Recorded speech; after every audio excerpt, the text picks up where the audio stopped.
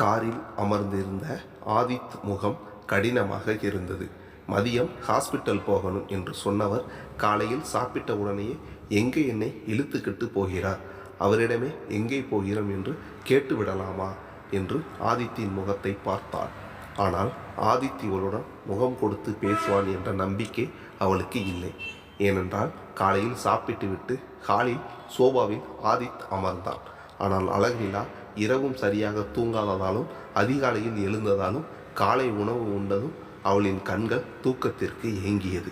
அவன் ஹாலில் சோபாவில் அமர்ந்து யாருடனோ மொபைலில் பேசிக்கொண்டிருக்கும்போது அவள் தூங்குவதற்காக அவர்களின் அறைக்குள் வந்தாள். அப்பொழுது தான் இப்போ எங்கே படுப்பது, பெட்ரூமில் படுக்காமல் உள்ளே இருந்த ரீடிங் ரூமில் படுத்தால் ஏற்கனவே தன் மேல் காலையில் இருந்து கோபமாக இருக்கும் ஆதித் மேலும் கோபப்படுவானோ என்று யோசனையானது. மேலும் அவனின் முகத்திருப்பல் அவளுக்கு மனதை என்னவோ செய்தது. ஆதித் உள்ளே வருவது கூட உணராமல் நின்று கொண்டிருந்தவளை பார்த்து கொண்டே இவ எதுக்கு இப்போ இப்படி நிற்கிறாள் என்ற யோசனையுடன் அங்கிருந்த கபோர்டினை திறந்தவன் அது எம்டியாக இருப்பதை பார்த்துவிட்டு அழகு நிலாவிடம், ஏய், உன் ட்ரெஸ் எல்லாத்தையும் இதில் அடுக்கு என்று கூறினேன். அவன் ஏதோ கூறவும் தான் என்ன என்று கேட்டுக்கொண்டே அங்கு ஆதித் இருப்பதைக் கண்டு என்ன சொன்னீங்க என்று கேட்டான். உன் ட்ரெஸ்ஸு எல்லாத்தையும் இதில் அடுக்கு என்று மறுபடியும் அவன் கூறியதும் அழகினா மனதிலும் இப்போ இவரிடம் நான் ரீடிங் ரூமில் உள்ள கபோர்டிலே என் ட்ரெஸ்ஸை அடுக்கி வைத்துக் கொள்கிறேன் என்று கூறினால் மேலும் கோபப்படுவார். எனவே அப்புறம் அடுக்குகிறேன் என்று சொல்லிவிடுவோம் என்று நினைத்தபடி ஆதித்தை பார்த்தான். நான் சொன்னதை செய்துவிட்டு என்னை சைட் அடிக்கலாம், இப்போ போய் உன் பேகை எடுத்துக்கிட்டு வா என்று அவன் கூறியதும் அச்சோ, இவனை நான் சைட் அடிப்பது இப்படி பகிரங்கமாக அவன் புரிந்து கொள்கிறபடியா இருக்கு, கொஞ்சம் இந்த கண்ணை அவனின் புறம் போகாமல் கட்டி போடணும் என்று நினைத்தபடி அவளின் பற்கள் எல்லாம் தெரியும் விதமாக சிரித்தவள், நான் அப்புறம் அடிக்கிடவா, இப்போ எனக்கு தூக்கம் வருதே என்று கூறினாள். அவள் அவ்வாறு கூறியதும் இப்போ என் கண்ணு முன்னாலேயே ஒவ்வொரு ட்ரெஸ்ஸாக எடுத்து அடுக்கு, அப்போதான் இன்னைக்கு ஈவினிங் நடக்கிற பார்ட்டியில் நீ எதை என்னுடன் உடித்து கொண்டு வரலாம் என நான் அதில் செலக்ட் பண்ண முடியும் என்றான். அவன் அவ்வாறு கூறியதும் அழகு நிலா, நான் ஒன்று சொல்லட்டுமா என்று கேட்டான். அவள் அவ்வாறு கூறியதும் சொல்லு என்றான் விரைப்பான குரலில். நான் சொன்னால் நீங்கள் கோபப்படக்கூடாது, ஓகேவா என்றான். அப்போது நான் கோபப்படுற மாதிரி எதையோ நீ சொல்ல போகிற, அப்படித்தானே என்று கேட்டான். ப்ளீஸ் ஆதித், நான் சொல்கிறத புரிஞ்சுக்கோங்க என்று கூறினான். அவள் அவ்வாறு கூறியதும் முதலில் நீ சொல்ல வந்ததை சொல்லு, பிறகு கோபப்படலாமா வேண்டாமான்னு நான் முடிவெடுக்கிறேன் என்றான். நான் அந்த ரூமிலேயே என்று ரீடிங் ரூமை விரல் நீட்டி சுட்டி காட்டி தங்கிக்கிடவா, அங்குள்ள கபோர்ட்லேயே என் திங்ஸை வச்சு கிடட்டுமா என்றான். அவள் சொன்ன விதம் ஹெட்மாஸ்டரிடம் எக்ஸ்கியூஸ் கேட்கும் ஸ்டூடெண்ட் போல் அவனுக்கு தோன்றியது. அவளின் வார்த்தையில் அவனுக்கு இன்ஸ்டண்டாக கோபம் ஏறினாலும் அவளின் பாவத்தை அவன் உள்ளம் ரசிக்கவே செய்தது. மனதினுள் ஆதித் இவகிட்ட ஏன் என்று விளக்கம் கேட்டால் இப்படி பச்சைப்புள்ள ஆக்ட் கொடுத்து நம்மளை அவள் சொல்கிறபடி செய்ய வச்சிருவாள், அவள் ஆர்கியூ பண்ண சான்ஸே கொடுக்கக்கூடாது என்று முடிவெடுத்தாள். நம்ம 2 பேருக்கும் நடந்த கல்யாணம் பொம்மை கல்யாணம் இல்லை, நீ என்னுடைய பொண்டாட்டி, அந்த பந்தத்திலிருந்து வெளியில் போக ஆயுளுக்கும் நான் விடமாட்டேன். ஸோ சீக்கிரம் என்னுடன் வாழ்கிறதுக்கு உன் மனசை தயார்படுத்திக்கோ, அதுவரை நான் பொறுமையாக இருக்கணும் என்று நினைக்கிறேன். ஆனால் நீ இப்படி என் ரூமில் படுத்தால் உன்னை நான் ரேப் பண்ணிடுவேன் என்ற மாதிரி சீன் கிரியேட் பண்ண நான் சாந்தி முகூர்த்தத்தை இப்போவே நடத்தி முடிச்சிடுவேன் என்று கூறினான். அவன் அவ்வாறு கூறியதும் தன் கண்ணை விரித்து அவனை பார்த்தவள் ஆ என்று வாய் திறந்தவள் தன் வாயை கையால் மூடிக்கொண்டாள். இப்படியெல்லாம் கூடவா மிரட்டுவாங்களா, சொன்னதை செஞ்சிருவாரோ என்று மனதினுள் கூறியவள் மூளை வேலை நிறுத்தம் செய்தது. அப்படியே நின்றான். ஆதித் அவளிடம் அந்த பயம் இருக்கணும் என்று கூறியபடி விறுவிறு என்று அடுத்த அறைக்கு சென்றவன் அவள் உடை இருந்த பேக்கை எடுத்து வந்து அதனை தலை குப்பர பெட்டில் கவிழ்த்தினான். அதில் இருந்த அவளின் உடைகள் அனைத்தும் ஆஃபீஸ் போடுவதற்கு ஏற்றது போல் இருந்தனவே தவிர ஹை சொசைட்டி பார்ட்டிக்கு உடுத்தி போகும் அளவு டாம்பீகமாக எதுவும் இருப்பதாக அவனுக்கு தோன்றவில்லை. எனவே அவளின் கைப்பிடித்து இழுத்தபடி வா என்று கூறியபடி வேகமாக இழுத்து வெளியில் வந்தவன் காரின் முன் கதவை திறந்தான். எங்கே என்று கேளாமல் அவளும் உள்ளே அமர்ந்தாள்.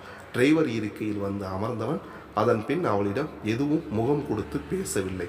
அவனின் முகம் தீவிரமான யோசனையில் இருந்தது. கொஞ்ச நேரம் பொறுத்து பொறுத்து பார்த்த அழகு நிலாவிற்கு அவனின் பாராமுகம் மூச்சை அடைக்கும் அளவு அவளுக்கு அழுத்தத்தை கொடுத்தது. அதை தாங்க முடியாமல் அவனை என்னங்க என்று மெதுவாக கூப்பிட்டான். அவள் கூப்பிட்டது கேட்டதும் அவளின் புறம் திரும்பி மட்டும் பார்த்தான். என்ன என்று கேட்கவில்லை. அவனின் பார்வையை கண்டவள் என்ன என்று கேட்டால் வாயிலிருந்து முத்து உதிர்ந்திடும் என்று முணுமுணுத்தவள் ஹாஸ்பிட்டலாக போகிறோம் என்று கேட்டாள்.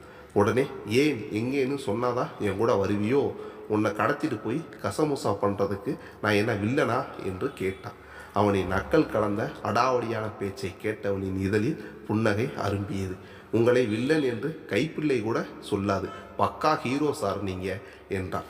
அவள் தன்னை ஹீரோ என்று சொன்னதால் உள்ளம் ஜில் என்று ஆனது ஆதித்துக்கு.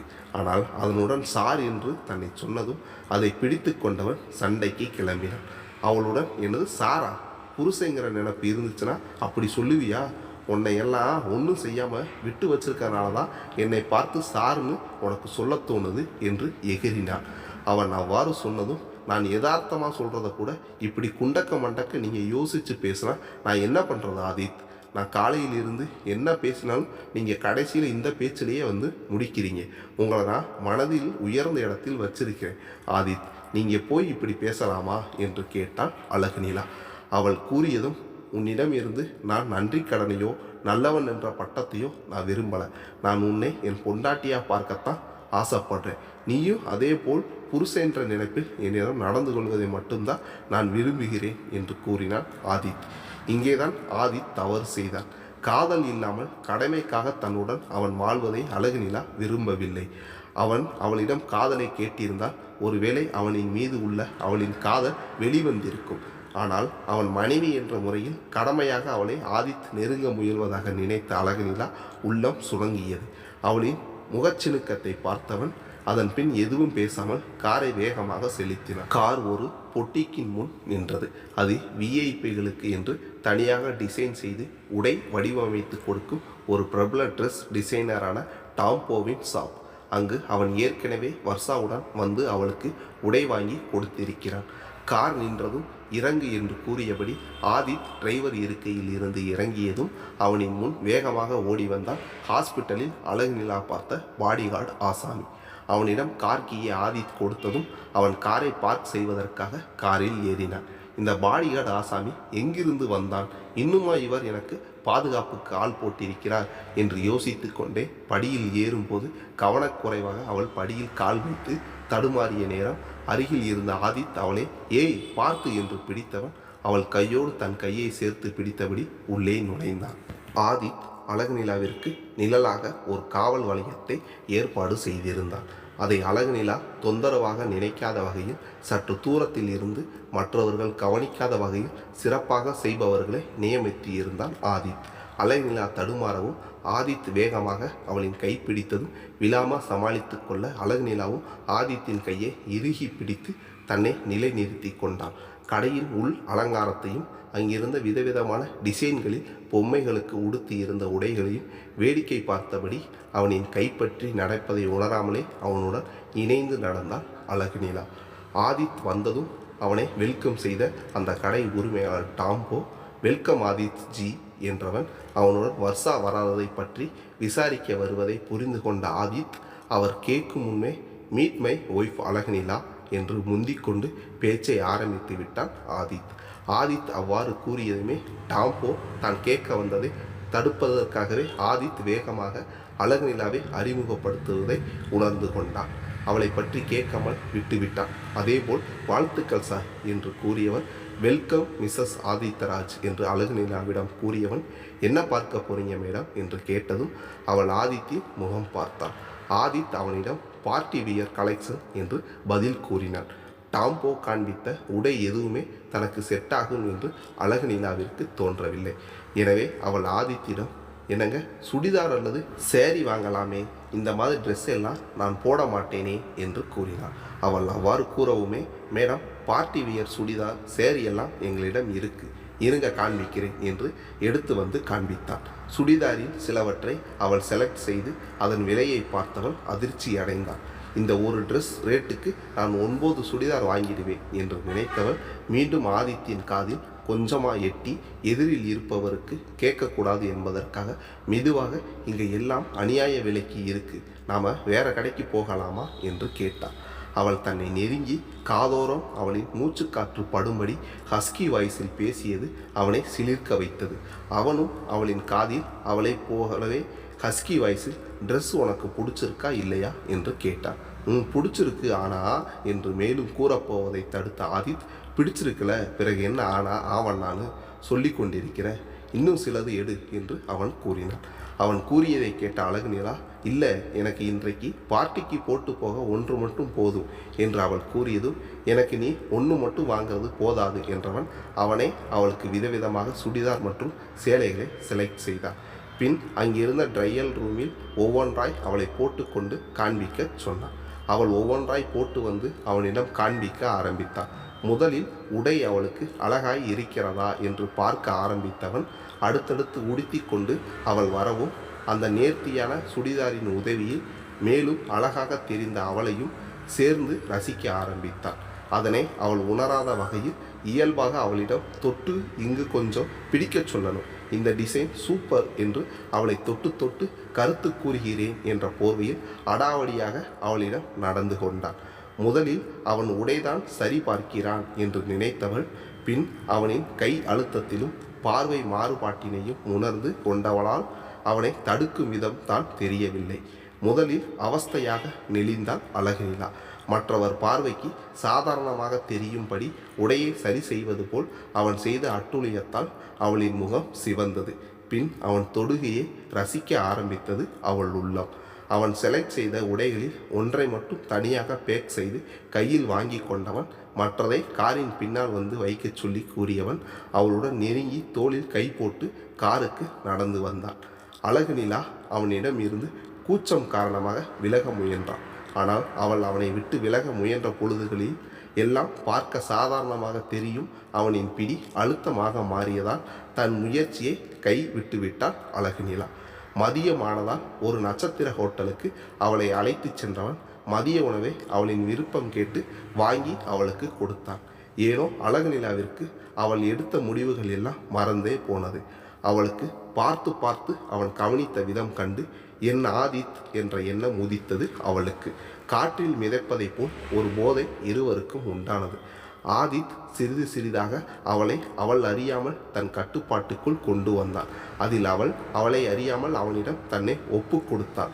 ஆதித்துக்கு அவளின் மலர்ந்த முகம் கண்டு பெரும் நிம்மதி மனதினுள் பிறந்தது. ஏனெனில் அவள் காலையில் இருந்து தன்னை தவிர்ப்பதை பார்த்தவன் மனம் சற்று கலங்கிதான் போய்விட்டது. நேற்று அவள் வருத்தத்தில் இருந்ததால் தன் தொடுகையை அவள் ஆறுதலுக்காக ஏற்றாள் போலும்.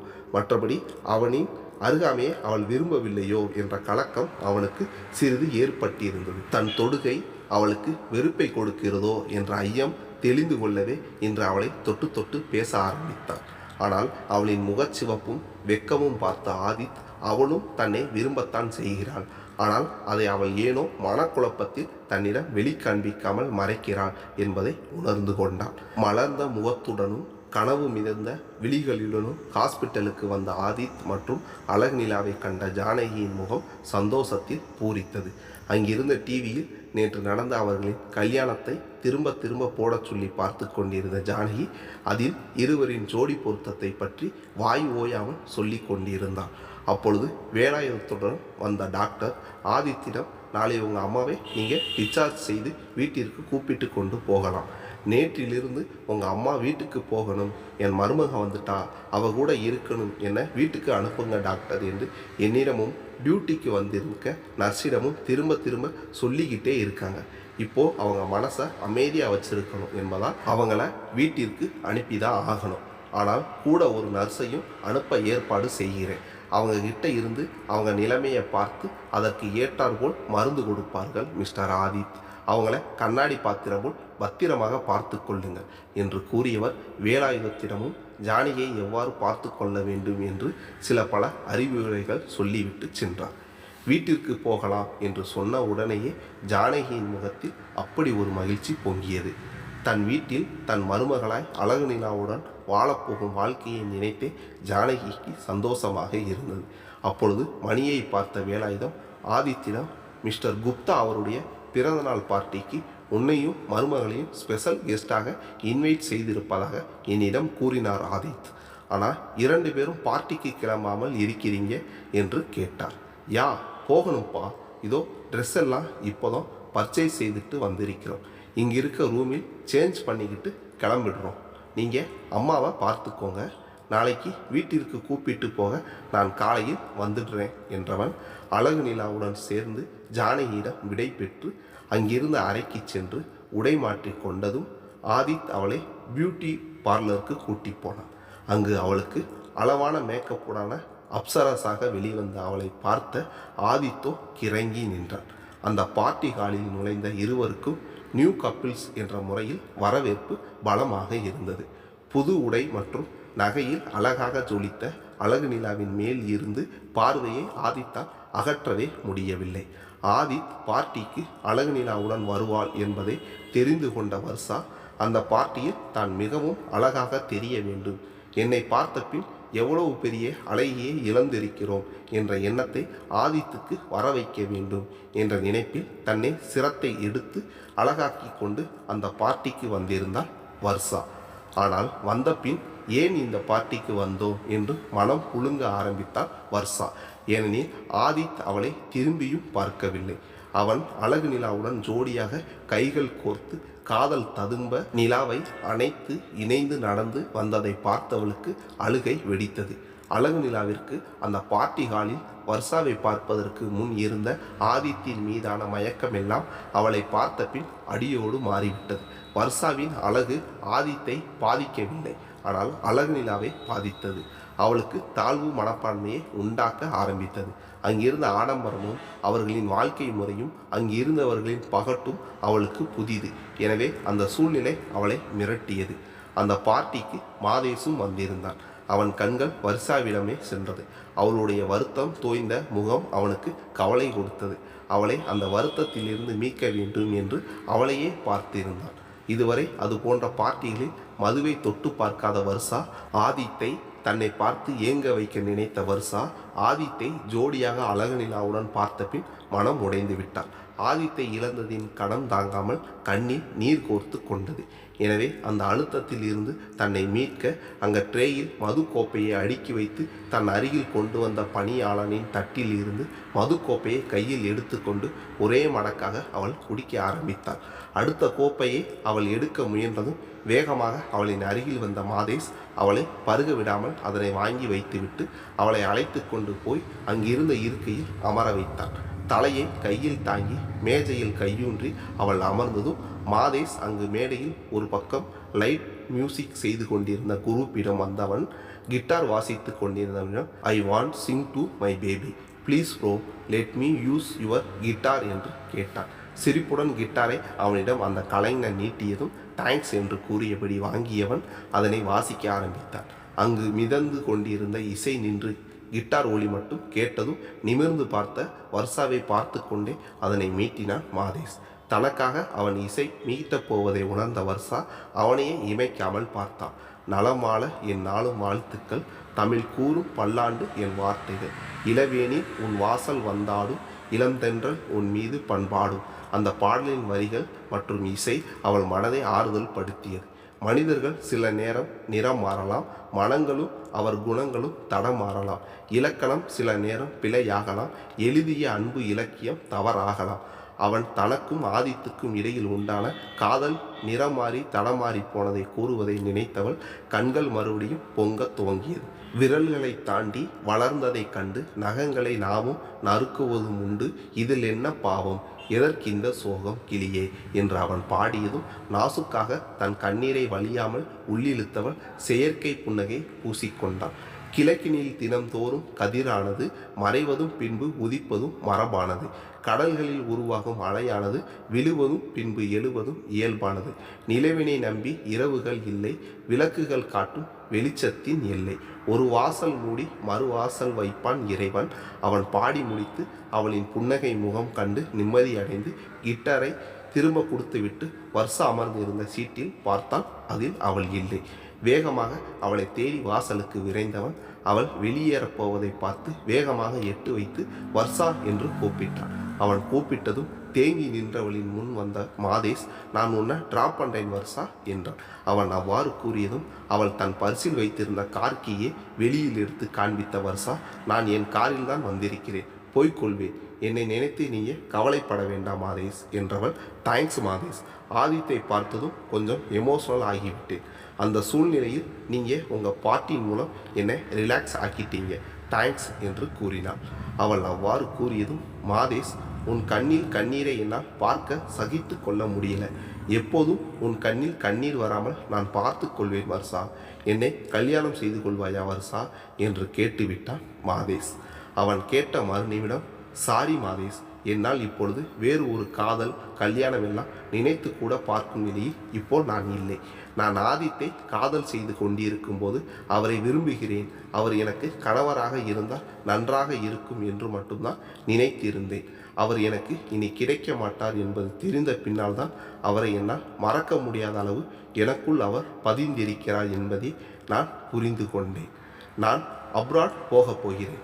ஆதித் சம்பந்தமான எதையும், ஆதித்தை ஞாபகப்படுத்தும் எதையும் நான் என் வாழ்நாள் முழுவதும் இனி சந்திக்க விரும்பவில்லை. உங்கள் தம்பியினை காதலித்து விட்டு அவரின் அண்ணனான உங்களை நான் கல்யாணம் செய்ய எப்படி முடியும்? ஆதித்தை ஞாபகப்படுத்தும் எதையுமே இனி பார்க்காத இடத்துக்கு செல்ல விரும்பும் நான் எப்படி அவரின் அண்ணனான உங்களை கல்யாணம் செய்ய முடியும்? குட் பை மாதேஷ், நான் இந்தியா விட்டே போகிறேன். ஆதித்தை இனி நேரில் பார்த்தால் அவனின் இழப்பு என்னை பாதிக்காது என்று எனக்கு என்று தோன்றுகிறதோ அன்றுதான் நான் மறுபடி இந்தியா வருவேன். பாய் என்றவள் விறுவிறுவென்று வெளியேறிவிட்டாள். வர்ஷா வெளியேறுவதை பார்த்த அழகுநிலா ஆதித்திடம் ரெஸ்ட் ரூம் போவதாக கூறிவிட்டு அவளிடம் பேசி தன் ஆதித்தை அவளுக்கு விட்டு தருவதாக கூற வேண்டும் என்பதற்காக ஆதித்திற்கு தெரியாமல் வாசலுக்கு அவளின் பின் வந்தவள். மாதேஷ் வர்ஷாவுடன் பேசி கொண்டிருப்பதை பார்த்தவள் அவன் சென்ற பிறகு அவளுடன் பேச முயலலாம் என்று தூணின் மறைவில் நின்றவளின் காதில் இருவரும் பேசிக்கொண்டிருந்தது தெள்ளம் தெளிவாக விழுந்தது. மாதேஷ் காதலை சொன்ன விதமும் அதனை வர்ஷா மறுத்த விதமும் கேட்டவளின் நெஞ்சில் பெரும் பாரம் ஏறி அமர்ந்து கொண்டது. மாதேஷிடம் பேசிவிட்டு வர்ஷா போவதை அறிந்து அவள் பின்னால் ஓட பார்த்த அழகுநிலாவின் கையை அவளின் பின்னால் நின்று கொண்டிருந்த ஆதித்தின் கரம் கெட்டியாக பிடித்து மேலும் அவள் முன்னேறி போகாமல் தடுத்தது. ஆதித்தை அங்கே எதிர்பார்க்காத அழகி ஒரு நிமிடம் அதிர்ந்து நின்றாள். ஆதித் பல்லை கடித்து கொண்டு ரெஸ்ட் ரூம் போய் வருகிறேன் என்று சொல்லிவிட்டு இங்கே எதுக்கு தனியாக வந்து நிற்கிற என்று கோபத்துடன் கேட்டான். அது வர்ஷா மாதேஷ் என்று திக்கி திணறி அவனின் கோப முகத்தை கண்டு பேச முடியாமல் பிதற்றியவளை கூர்மையான பார்வை பார்த்த ஆதித், இங்க பாரு, இந்த ஜென்மத்தில் நீ தான் எனக்கு பொண்டாட்டி, நான் தான் உனக்கு புருஷன். காதல் தோற்கலாம், ஆனால் கல்யாணம் தோற்கக்கூடாது. அப்படி தோற்றால் அதனால் பாதிக்கப்படுவது என் சந்ததியினரே. அதற்கு உதாரணம் நான். என் அப்பாவின் 2 கல்யாணத்தால் பாதிக்கப்பட்டவன் நான். இந்த நிலைமை என் பிள்ளைகளுக்கு வரவிட மாட்டேன். என் வாழ்க்கையில் கல்யாணம் என்பது ஒரு தடவை ஒருத்தியுடனே, அது எனக்கு உன்னுடன் முடிந்து விட்டது. என் உயிர் உள்ளவரை இன்னொருத்தியை இனி நான் மனைவியாக நினைத்து கூட பார்க்க மாட்டேன். இனி ஒரு தடவை என்னை சந்தேகப்படுவது போன்ற உன் நடவடிக்கை இருக்கக்கூடாது அழகுநிலா என்று கூறினார்.